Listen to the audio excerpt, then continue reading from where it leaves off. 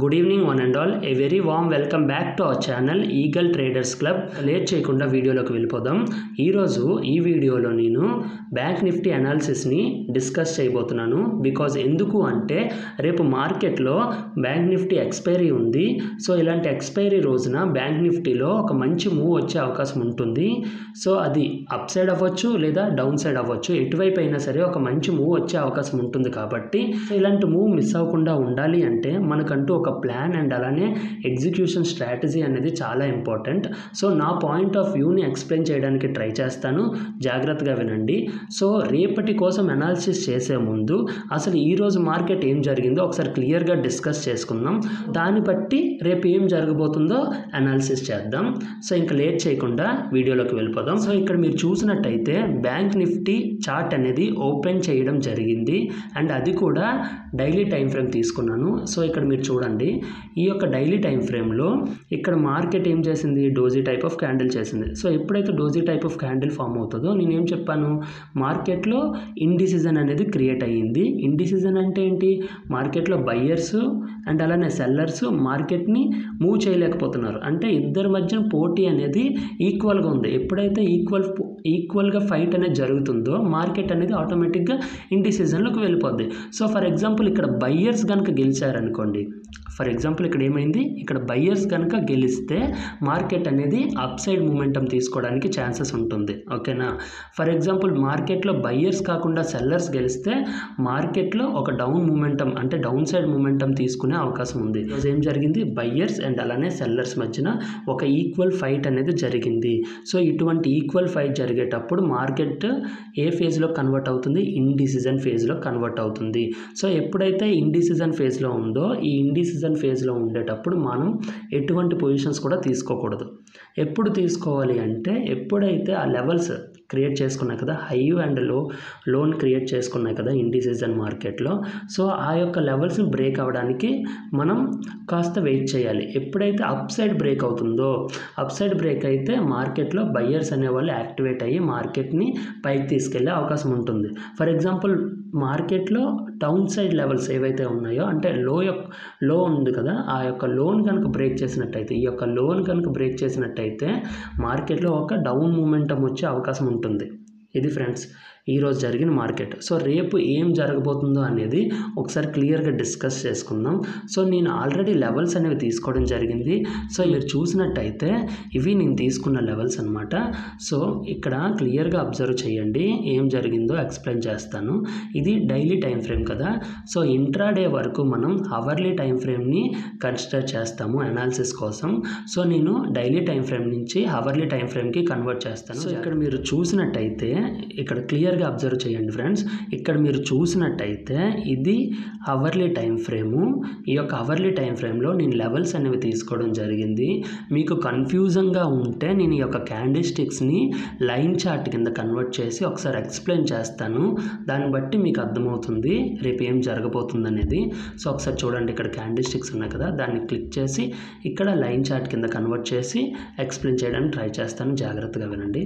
So ఇక్కడ చూడండి, line chart కింద కన్వర్ట్ అయింది కదా, ఈ యొక్క మార్కెట్ అంతటిని నేను అప్ ట్రెండ్గా తీసుకుంటున్నాను. ఓకేనా.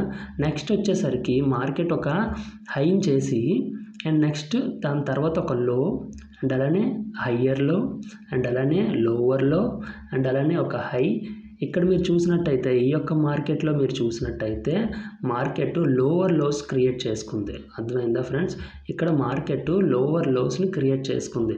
సో ఎప్పుడైతే మార్కెట్ లోవర్ లోస్ క్రియేట్ చేసుకుంటుందో ఆ యొక్క మార్కెట్ని మనం డౌన్ ట్రెండ్ మార్కెట్గా పరిగణిస్తాం కదా. సో ఇలా ఈ యొక్క మార్కెట్ అనేది ఇక్కడతో డౌన్ ట్రెండ్ అని చెప్పబోతున్నాను. అండ్ నెక్స్ట్ వచ్చేసరికి ఇక్కడ చూడండి, ఇది ఒక ఛానల్, డౌన్ ట్రెండ్ ఛానల్ అనమాట ఇది. సో ఎప్పుడైతే ఈ ఛానల్ని ఇక్కడ బ్రేక్ చేసిందో మార్కెట్, నెక్స్ట్ హై ఏదైతే ఉందో స్వింగ్ హై, అది మన టార్గెట్ జనరల్గా ఉంటుంది. సో ఆ టార్గెట్ని రీచ్ అయిపోయింది మార్కెట్. సో నెక్స్ట్ ఇప్పుడు మార్కెట్లో అప్ సైడ్ మూమెంటం కంటిన్యూ అవ్వాలి అంటే ఈ రేంజ్ ఏదైతే ఉందో, ఐ మీన్ ఈ యొక్క రెసిస్టెన్స్ ఏదైతే ఉందో ఈ రెసిస్టెన్స్ని బ్రేక్ చేయాల్సి ఉంటుంది మార్కెట్. సో ఈ యొక్క రెసిస్టెన్స్ లెవెల్ వచ్చేసరికి 48,300 అనమాట.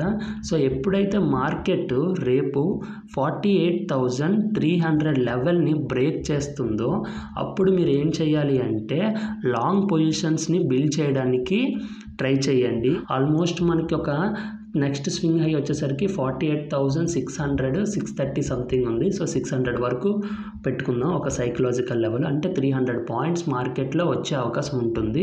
ఎప్పుడు 48,300 లెవెల్ బ్రేక్ అవ్వాలి. అర్థమైందా ఫ్రెండ్స్? సో రేపు ఈ లెవెల్ అనేది చాలా ఇంపార్టెంట్.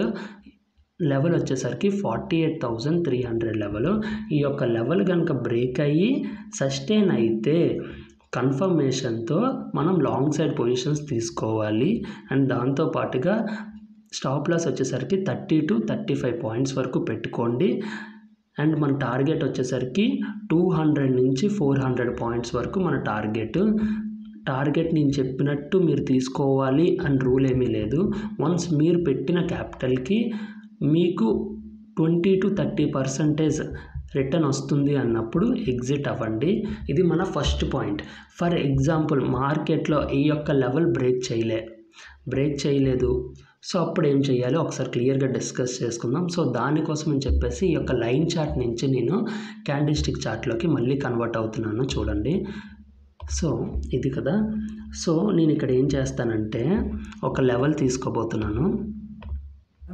ఎందుకు ఈ లెవెల్ తీసుకున్నానంటే నాకు ప్రీవియస్ స్వింగ్ ఇక్కడి నుంచి మార్కెట్ అనేది ఎప్పుడైతే ఈ యొక్క లెవెల్ ఏదైతే ఉందో, ఛానల్ ఏదైతే ఉందో ఆ లెవెల్ని బ్రేక్ చేసి పైకి మూమెంటం ఇచ్చింది కదా. సో ఆ యొక్క లెవెల్నే నేను ఒక సపోర్ట్ లెవెల్గా తీసుకున్నాను. సో ఎప్పుడైతే మార్కెట్ ఇన్ బిట్వీన్ ఈ యొక్క రేంజ్ ఏదైతే ఉందో ఈ రేంజ్ లోపల మార్కెట్ ఓపెన్ అవుతుందో ఆ టైంలో ఏం జరుగుతుందంటే ఈ ఛానల్ ఉంది చూసారు కదా, ఈ ఛానల్ అండ్ అలానే ఈ యొక్క లెవెల్ ఏదైతే ఉందో ఇది సపోర్ట్ కింద యాక్ట్ చేసే అవకాశం ఉంటుంది. సో సపోర్ట్ కింద యాక్ట్ చేసినట్టయితే ఇక్కడి నుంచి మళ్ళీ అప్ సైడ్ మూమెంటం అనేది కంటిన్యూ అయ్యే అవకాశం ఉంటుంది. సో మన సెకండ్ పాయింట్ వచ్చేసరికి ఏంటి అంటే నేను ఇక్కడ ఒక లెవెల్ తీసుకున్నాను. ఈ యొక్క లెవెల్స్ యొక్క చూడండి 47,800 నుండి 47,860 వరకు ఉంది. ఓకే, రౌండ్ ఫిగర్ లెవెల్స్ అనమాట. సో మార్కెట్ అనేది ఇన్ బిట్వీన్ ఈ యొక్క రేంజ్లో కనుక ఓపెన్ అయితే ఏమవుతుందంటే పైనుంచి మనకి ఒక ట్రెండ్ ఛానల్ అనేది సపోర్ట్గా యాక్ట్ చేస్తుంది అండ్ అలానే ఈ యొక్క లెవెల్ అనేది సపోర్ట్గా యాక్ట్ చేస్తుంది. కాబట్టి మేబీ ఇక్కడి నుంచి ఒక సపోర్ట్ తీసుకొని మార్కెట్ ఏమవ్వచ్చు అంటే పైకి వెళ్ళే అవకాశం ఉంది. అంటే లాంగ్ సైడ్ పొజిషన్స్ అనేవి ఈ యొక్క లెవెల్ దగ్గర నుంచి కూడా వెళ్ళే అవకాశం ఉంటుంది. దీన్నే మనం ఏమంటాము అంటే మార్కెట్లో రీటెస్ట్ చేయడం అంటాము. ఓకేనా?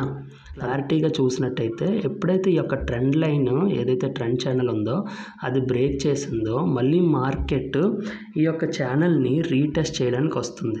సో ఇలా రీటెస్ట్ చేసి ఇక్కడ ఒక సపోర్ట్గా తయారయ్యి మళ్ళీ మార్కెట్ అనేది లాంగ్ సైడ్ బిల్డ్ అవ్వడానికి ఛాన్సెస్ ఉంటుందన్నమాట. అర్థమైందా ఫ్రెండ్స్? సో ఇలా మార్కెట్ అనేది తన యొక్క మూమెంట్ని తీసుకునే అవకాశం ఉంటుంది. ఇది ఇలా జరిగే అవకాశం ఉండొచ్చు రేపు, నా పాయింట్ ఆఫ్ వ్యూ అనమాట.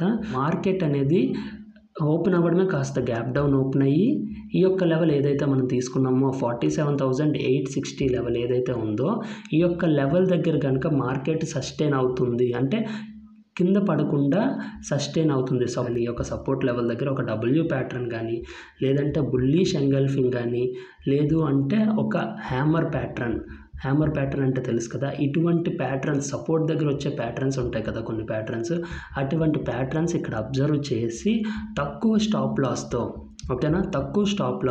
తక్కువ క్వాంటిటీ ట్రేడ్ చేయడానికి ట్రై చేయటం second point of view. And third వచ్చేసరికి ఏంటి అంటే రేపు ఎక్స్పైరీ అని చెప్పాం కదా, ఎక్స్పైరీలో ఒక మంచి మూవ్ ఉండొచ్చు, లేదు అంటే మార్కెట్ ఇండిసిజన్లోనే ఉండిపోయే అవకాశం కూడా ఉంది. ఓకే, సో ఒకవేళ ఇండిసిజన్లో కనుక ఉంటే ఏమవుతుందంటే ఈ లెవెల్స్ ఏవైతే ఉందో ఈ లెవెల్స్ లోపే మార్కెట్ అనేది ఉండిపోయే అవకాశం ఉంటుంది. ఓకేనా. అందుకనే చెప్పి నేను ఎప్పుడైతే ఈ యొక్క సపోర్ట్ లెవెల్ దగ్గర మనకి బయ్యింగ్ వచ్చే అవకాశం ఉంది అని చెప్తున్నానో అప్పుడు ఏం చేయాలి, తక్కువ క్వాంటిటీతో ట్రేడ్ ఎందుకు తీసుకోమంటున్నానంటే మేబీ మార్కెట్ ఇండిసిజన్ అయ్యే అవకాశం ఉంది, అంటే ఈ యొక్క రేంజ్లోపే ఉండిపోయే అవకాశం ఉంది కాబట్టి నేను తక్కువ క్వాంటిటీ తీసుకోమంటున్నాను. ఓకేనా. సో ఎప్పుడైతే ఈ రేంజ్ బయటకు వెళ్తుందో అప్పుడు మళ్ళీ మనం క్వాంటిటీని ఇంక్రీజ్ చేయొచ్చు. ఓకేనా. అది మన పాయింట్ ఆఫ్ వ్యూ అనమాట. First plan. ఓకే. మన సెకండ్ ప్లాన్ ఏంటి అంటే for example market huge gap up open అయింది, అంటే ఈ యొక్క లెవెల్స్ దగ్గర ఓపెన్ అయింది. ఓకేనా. సో ఎప్పుడైతే ఈ యొక్క లెవెల్స్ దగ్గర ఓపెన్ అవుతుందో దాని అర్థం ఏంటి, హ్యూజ్ గ్యాప్ అప్ ఓపెన్ అవుతుంది కదా. So huge gap up open అయ్యేటప్పుడు మార్కెట్ అనేది మళ్ళీ మన లెవెల్ రెసిస్టెన్స్ లెవెల్ కాస్త సపోర్ట్ లెవెల్ కింద మారుతుంది. అండ్ ఈ యొక్క సపోర్ట్ లెవెల్ ఏంటి అంటే ఈ యొక్క సపోర్ట్ లెవెల్ దగ్గర మనం బయ్యింగ్ ఆపర్చునిటీ వచ్చే అవకాశం ఉంది కాబట్టి ఈ యొక్క సపోర్ట్ లెవెల్ని బయ్యింగ్ ఆపర్చునిటీగా తీసుకొని ఇక్కడ కనుక బుల్లిష్ ఎంగల్ఫింగ్ కానీ బుల్లిష్ క్యాండిల్స్టిక్స్ ప్యాటర్న్స్ ఉంటాయి కదా, ఆ యొక్క ప్యాటర్న్స్ని కన్ఫర్మేషన్గా తీసుకుంటూ పొజిషన్స్ లాంగ్ సైడ్ తీసుకునే ట్రై చేయాలి. And that too with stop loss 30 to 35 points తీసుకోండి. అండ్ అలా కాకుండా ఫర్ ఎగ్జాంపుల్ మార్కెట్ అనేది ఈ లెవెల్ చూసాం కదా, ఈ లెవెల్ కంటే కిందన కనుక ఓపెన్ అయింది అంటే హ్యూజ్ గ్యాప్ డౌన్ కనుక ఓపెన్ అయితే ఏం చేయాలి, హ్యూజ్ గ్యాప్ డౌన్ కనుక ఓపెన్ అయితే వెయిట్ చేయండి. ఎప్పుడైతే హ్యూజ్ గ్యాప్ డౌన్ అవుతుందో మార్కెట్ రివర్స్ అయ్యే అవకాశం ఉంది. ఓకేనా. For example huge gap down అయితే మార్కెట్ రివర్స్ అయ్యే అవకాశం ఉంటుంది. సో హ్యూజ్ గ్యాప్ డౌన్ అయితే మీరు ఎటువంటి ట్రేడ్ కూడా తీసుకోవద్దు. ఓకే. హ్యూజ్ గ్యాప్ డౌన్ కనుక ఓపెన్ అయితే మార్కెట్లో ఎటువంటి ట్రేడ్ కూడా తీసుకోవద్దు. ఇది రేపటి అనాలిసిస్ అనమాట. సో ఇంకా ఏమైనా డౌట్ ఉంటే మీరు నాకు డైరెక్ట్గా కాంటాక్ట్ అవ్వండి. నా ఫోన్ నెంబర్ వచ్చేసరికి 9059482725. ఓకే. ఈ యొక్క నెంబర్కి మీరు డైరెక్ట్గా కాంటాక్ట్ అయితే నేను మీకున్న డౌట్స్ని క్లారిఫై చేస్తాను. లేదు అంటే మనకి ఇన్స్టాగ్రామ్లో ఒక ఛానల్ ఉంటుంది, ఛానల్ నేమ్ వచ్చేసరికి eagle traders club. Okay. So దీంట్లో మీరు డైరెక్ట్గా మెసేజ్ చేసినా మీ యొక్క డౌట్స్కి ఎక్స్ప్లెనేషన్ అనేది దొరుకుతుంది. లేదు అంటే కామెంట్ సెక్షన్లో మెన్షన్ చేయండి, మీకున్న డౌట్స్ని క్లారిఫై చేయడానికి ట్రై చేస్తాను.